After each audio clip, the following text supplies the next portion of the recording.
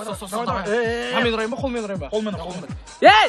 Құрсай Иван, мынамның бәрін шаңғыласыңдар ғой. Нағылысың Жеңше, кешке ағам одеколон кішкене жай ашып берсең сүйеу болады.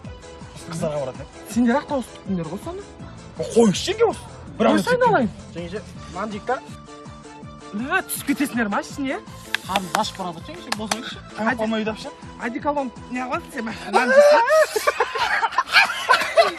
жейсің?